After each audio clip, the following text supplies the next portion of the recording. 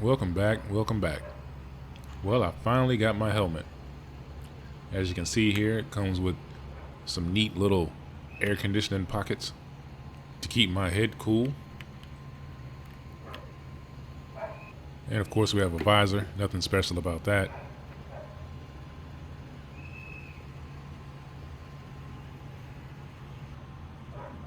But one feature I really like is the built-in shades. Comes in handy. And there's a little switch under the chin that brings the entire front of the visor up, or the helmet. Makes it so much easier to put on.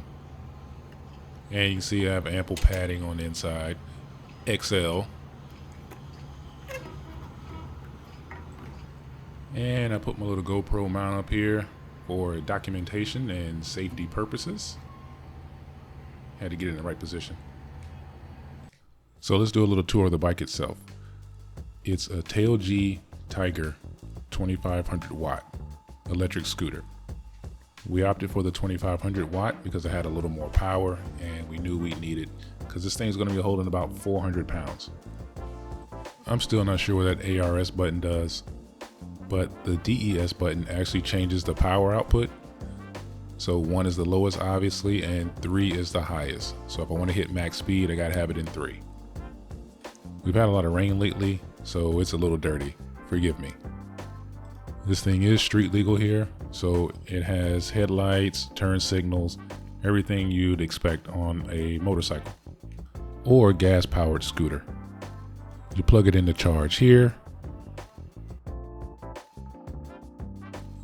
This is where you control the lights from, and the horn. There's 2 horn switches, 1 on each side. The scooter comes with a key fob, just like a car. This is actually my first ride with this new helmet. I needed to know if it was comfortable and how hot it was, because on this particular day, it was pretty hot. I left the face shield up because it was a bit humid and it was getting a bit muggy inside that helmet. So to give a few more details about the scooter itself, as I said before, it's 2500 watts, so it has a pretty powerful electric motor. It weighs just under 200 pounds. It's about 199 pounds. And as someone who lifts weights pretty regularly, it feels heavier than that. But I'm guessing that is accurate. The top speed listed for this scooter is about 37 miles an hour or 60 kilometers an hour.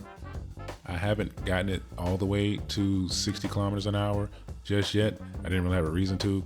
Most of the streets around where we live top out around 40 kilometers an hour or so.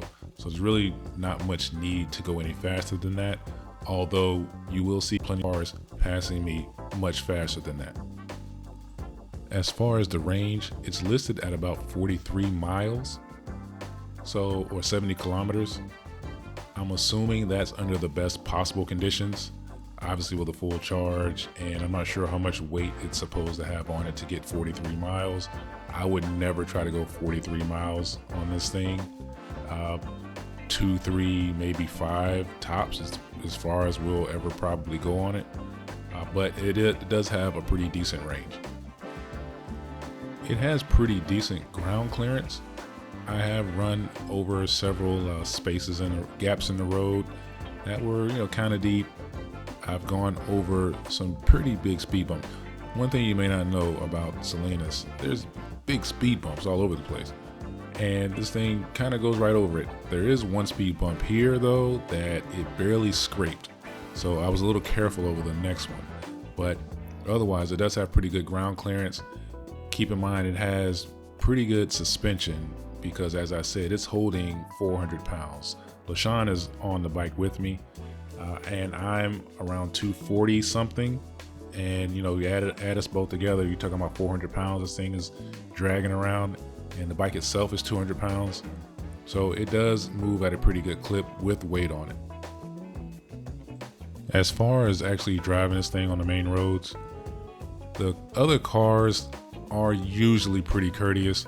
Taxis aren't, and some drivers will just do whatever they have to go around you if you're not going quite fast enough, or if you're not going over the speed limit enough. So I do have to take a lot of precautions when driving. Even if I have the right of way, I'll typically slow down or look to make sure that there's no other cars coming through the stop signs. They do kind of ignore traffic laws a bit around here. So yeah, I try to stick to the back roads as much as possible. And while on the main roads, I really have to keep an eye out for taxis and buses because they move the fastest. The horn is pretty loud. So a lot of times if I come up to an intersection, I'll blow the horn and it is pretty audible and cars can hear it. So if you have any questions about the scooter or just driving one in general here in Ecuador, hit me up, leave a comment. I'll be sure to answer it. And please, like, share, and subscribe. We try to make as many videos as we can and try to vary it as much as possible. So let us know what kinds of things you want to see. And yeah, just keep watching. So enjoy the rest of this short ride and I'll see you next time. Bye.